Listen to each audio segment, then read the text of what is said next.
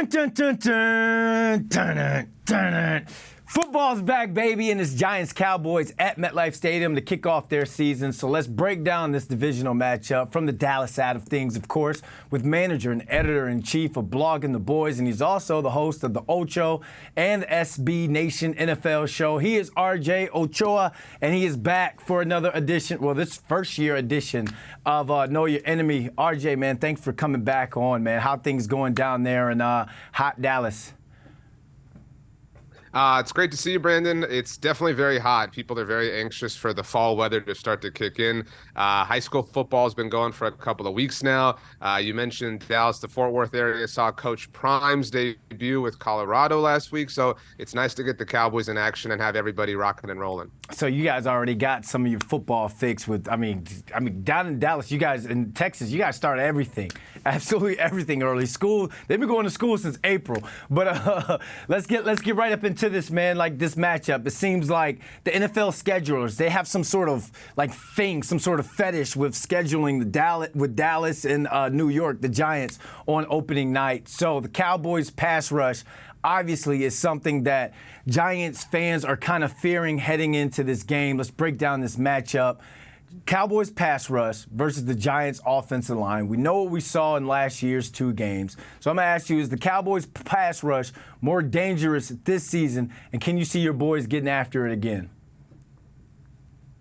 You know, optimism certainly reigns supreme across the NFL this time of year, but I absolutely think the Cowboys pass rush is just as good as it's been in the Micah Parsons era. Micah's obviously an incredibly gifted player in his own right, but he has a lot of talented pass rushers around him. DeMarcus Lawrence, I think, is finally starting to get a little bit of respect. He's been kind of an underrated player within the division as far as pass rusher conversations are concerned. Sam Williams is a second-year pass rusher who the Cowboys have, who really started to kind of come along and find his form over the second half of last season. The Cowboys also have talented players, among the interior of the defensive line. Mozzie Smith, their first-round draft pick, Neville Gallimore, Osa Digizua, and the thing about Dan Quinn is he uses all sorts of players. Leighton Vander Esch has put his hand in the ground and rushed the passer so far up to this point in the preseason and training camp period. And yeah, I mean, I think it's probably the deepest and strongest area of the Cowboys roster, and that's on a team that has a lot of areas that I really like.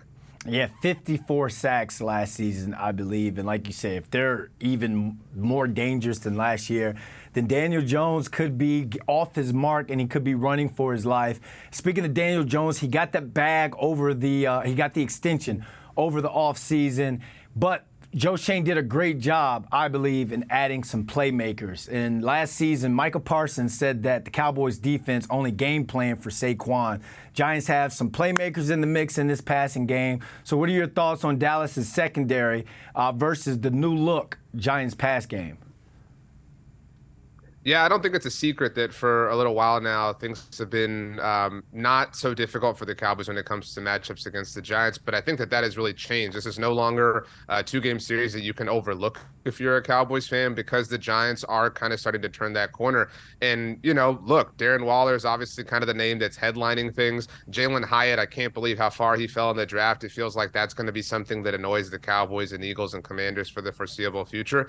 It's tough. I mean, I trust the Cowboys secondary. You mentioned getting the bag. Trayvon Diggs got paid as well over the course of the offseason just about a month ago. Malik Hooker got an extension with the Cowboys. The Cowboys have one of the better safety rooms in the NFL, and they obviously traded for Stephon Gilmore over the offseason. And so while I trust them, it's definitely a taller task to go to bat with these particular skill position players as opposed to what the Cowboys have dealt with in the past. Because to your point, Saquon Barkley didn't go anywhere. He's still going to be there as well on top of all the other players the Cowboys have to contend with. Yeah, now I always think that when you have such a dominant pass rush, it makes it a lot easier on the back end when it comes to secondary. And I think Stephon Gilmore was a great addition to add a veteran presence like that to go opposite as CB2 as Trayvon Diggs. Another news that kind of broke during the offseason was Mike McCarthy. He's now running the show on offense. So from what you've seen, not only in training camp, OTAs, but in the preseason games as well, do you like the move so far? And what kind of game you think that he's going to call against Wink Martindale and this Giants defense?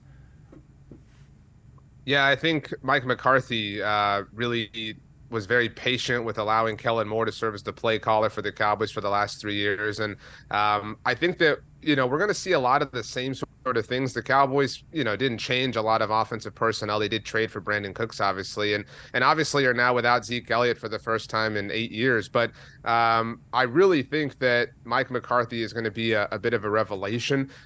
He obviously comes from a West Coast offense. West Coast principles are kind of all over this place. I think the Cowboys and Dak Prescott are really going to be focused on getting the ball out quickly, on easy completions, on dumping the ball down, tight ends, running backs, things like that. Areas that they haven't totally utilized in the past, but that's why it was important to get a receiver like Brandon Cooks. CeeDee Lamb is amazing, and I think the whole NFL understands that by now.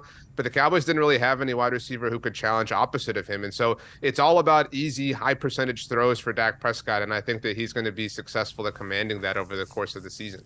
Yeah, and a run game could help Dak Prescott as well. I believe last year he threw like 9 or 11 interceptions when he had the lead. So Tony Pollard signed that franchise tag. You also got Deuce Vaughn. How do you think McCarthy's going to use these two guys against the Giants' run defense that absolutely struggled last season? There was a lot of conversation in the preseason about whether Deuce Vaughn could earn the RB2 role. I think if you're paying attention, if Tony Pollard had to miss a game for whatever reason, I don't know that Deuce Vaughn is carrying the ball 18, 19 times. Deuce Vaughn is his own weapon. He's his own thing. And I totally envisioned the Cowboys utilizing him and Pollard in the screen game, in the passing game, getting them out in motion. And for that matter, I would add Kevontae Turpin, who most people kind of know is only a return man for the Cowboys. We've seen him evolved a lot more on offense to this point. And so they're among the faster players on the Cowboys offense. And that's what it's about, getting them in space, putting the ball in their hands, making them or putting them in positions to make dynamic movements. But obviously you do have to run the ball. And Mike McCarthy had a comment at the combine that was about wanting to run the damn ball all over the place. This is not a team that's going to play Army, Navy style football. They want to air the ball out. They know that their best players certainly can help them in the passing game. Yeah, a lot of speed, a lot of playmakers on that Cowboys offense this season. Looking for Dak to have a huge game, and it all is going to start Sunday. Hopefully the Giants defense can neutralize that, but we'll see, man. When it comes Giants-Cowboys, it's always a great game. RJ, thank you for joining us, my man. Thanks a lot. Good luck the rest of the season.